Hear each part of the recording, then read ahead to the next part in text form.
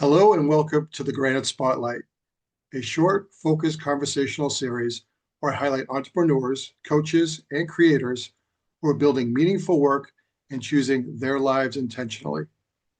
I'm Sean Bradbury, life coach, speaker, and founder of Grounded in Granite. Today I am joined by Dr. Nicole Alioto. For over 25 years, Nicole has worked in education, turning measurement to momentum through work in assessment, strategic planning, evaluation, and analytics.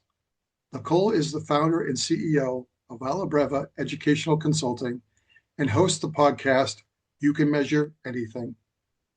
An international presenter and two-time TEDx speaker, she has taught various statistics, measurement, and assessment courses at the undergraduate and graduate levels.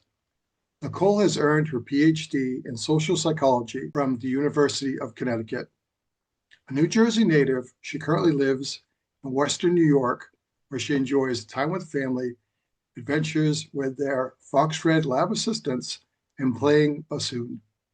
I'm very grateful to have her here today. Nicole, let's start here. Please share a brief version of your story and what led you to what you're building today.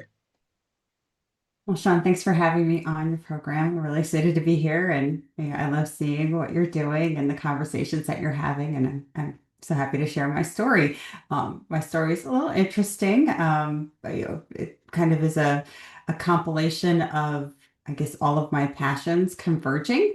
I'm going to talk about it in kind of 3 points. One point being, as a child, and I talk about this in my first TEDx, that I I love counting. I think I find counting comforting. I find when I'm being bored or in a place where I'm uncomfortable, I always, throughout my life, have found that counting is soothing to me. And throughout my high school years, I enjoyed math. I asked my high school math teacher, what can I do with math? And she said, well, you could be a math teacher.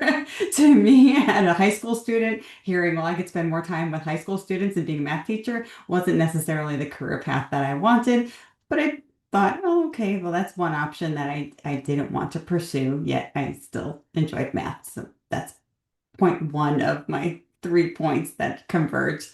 Another area that I always found interesting was psychology. I always found that getting advice, giving advice area and how the mind works was fascinating to me, again, all throughout elementary and into middle, high school, and beyond. I don't know if that had any influence from watching Peanuts, the cartoon, and the character of Lucy had some influence there, but I think I had some Lucy energy growing up. I ended up pursuing degrees in psychology as well. Where psychology became really interesting to me was in the field of social psychology and attitude and behavior change. So that was kind of point two, really fascinating to me about how do you use theoretical models to change organizations. How does that happen? So here's that math interest, the organizational change interest, points one and point two. Now, point three is I am a nerd at the very core, and I love school. And I found that my passion for school was a place that I could apply my love of counting, data, statistics, analytics, and my background in organizational change. And I found my career path bringing me to higher education and K-12 settings in research and planning roles. And that's really where my career trajectory took off. And that's really where my story all converged with those three paths. And I started in institutional research, in higher education, in a K-12 space, and eventually when I founded Alla Breve Consulting in 2017, I brought together my passion for statistics and analytics and my background in organizational change and really work to help schools to really transform and achieve their outcomes through those lenses. So that's my story. That's amazing. I love that those three things brought you together. The counting, how it's soothing, that's an interesting point. I think we all have something that we do that finds us, that soothes us in the moment. And the fact that first of all, I love the Peanuts. And the fact that you brought up Lucy, I love it. My daughter and I actually have a picture of Lucy on the wall behind her stand with like her 5 cents where she gives talks to people. So I love that you use that analogy too. It may or may not have had that kind of booth set up as a child. I cannot confirm nor deny that. I think I would have had more fun with that than a lemonade stand personally. I think Mhm. I like conversation and everything like that. So that is really cool to know. So, Nicole, so who do you serve and what problem do you help them solve? Yeah. Right now, as part of Alla Breve Consulting, our primary focus, we work with school leaders, usually in the K-12 environment, who are overwhelmed with data. And that is, they have so much information coming in and they don't have time to analyze it all. They have goals that they don't have time to address whether or not they're achieving the results that they like to achieve. Or perhaps they have programs and services and they don't have time, the energy, the resources to measure whether or not they're effective. So you can see there's this common thread that they're lacking time, they're lacking resources, they're lacking staff to be able to determine whether or not they're accomplishing what they like to accomplish. They're really they need that support to get to the outcomes that they desire. And al breve is the musical term for cut time. So our role is to support those school leaders, those teams to ensure that they're getting the best data, the best insights, the best information so that they can make better decisions to help serve not only their internal groups and make sure their teams are making better decisions, but so that they can have their students have better outcomes and they get better results for their school communities. Because what we know is that when the schools are strong, then the communities are strong. So that's really our passion is we're helping those schools get better insights, better decisions so that they can be better for their communities. I love that when the schools are strong, the community is strong. Hmm. And I can totally agree with the fact that students are overwhelmed. I think us as a society, we get overwhelmed. So to be able to kind of keep a focus on what you need to accomplish instead of having so many things kind of thrown at you, I think Right. I love your work because it kind of really narrows the focus down to stop the overwhelm, correct?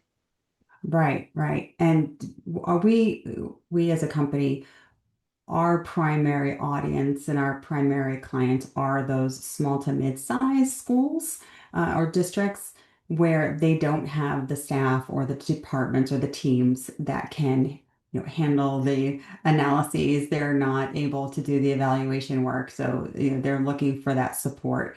They don't have the time or the expertise or the resources, and so oftentimes that work doesn't get done because they're wearing so many hats. And so that's really where we see the impact is that we know that we can come in and get it done quickly and efficiently and really move things forward in a kind of a time-saving way. Somebody said it's almost like you're doing a dissertation in the course of a month or two. It's like, yes, because we've done it before and we know that we can move it forward for you and we know that we can get you the answers you need because we've been doing this for decades. And when you get those results, you can then make those accurate decisions and you know that you don't have to spend your energy and your limited resources moving in a direction that's not going to get you the outcomes you want. I would also imagine that's extremely helpful, like you said, if someone's wearing multiple hats. But also these days, a lot of people are short-staffed.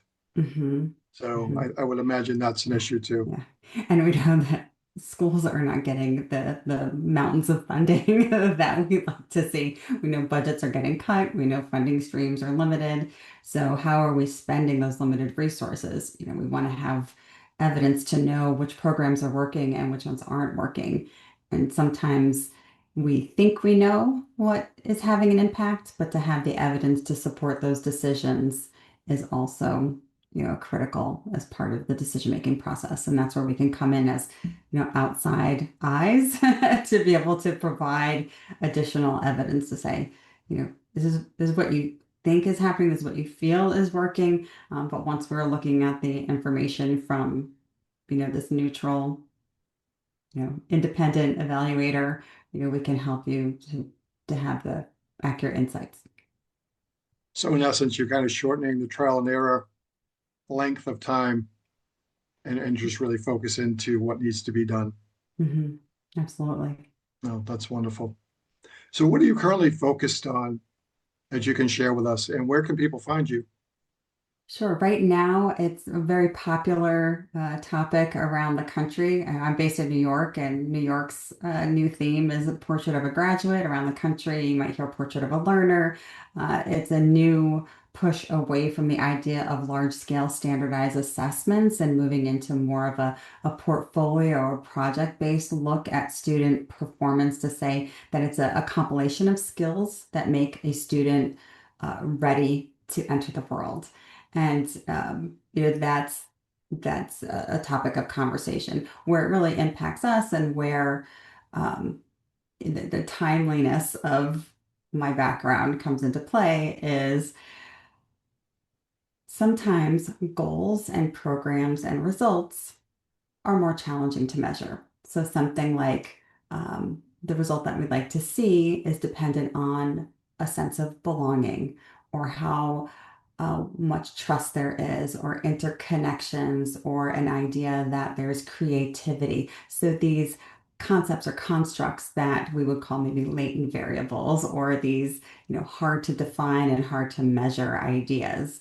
And my recent book just came out. That's also the name of the podcast, called You Can Measure Anything, because we know that once you define it, you can measure it. And once you measure it, you can achieve it. So that's really at the core of what we are working on lately. The book came out just the end of May, and that's really at the core of what we've been working on. We've got a website, youcanmeasureanything.com, and from there you can find resources, templates to help you actually define those hard to measure constructs, because you can't just slap a few questions on a survey and say, oh, now I'm measuring belonging. There's a process. We want to say what you think is belonging and what I think is belonging might be two completely different things, and they both might be right, but it just might be different depending on who it is that we're serving within our communities. So this template will provide you what it is for me in my district, what it is for you in your district or your community. And you can find those on our website. You can find it in book. If you want to listen to some episodes of the podcast, you can access it from the website as well. Awesome. Thank you so much. This is great information. And we're going to drop a lot of links and everything along when this drops as well, so people can reference this, because I think a lot of people can gain a lot from your work. And congratulations on your book. That's great to hear. So thank you so much for being Thanks. here today. Thanks for having me. You are welcome. So if this conversation resonated with you today, please feel free to reach out to Nicole or myself. You can also leave a comment or question below. And thank you for joining us today. A life you want is built one choice at a time. Take care.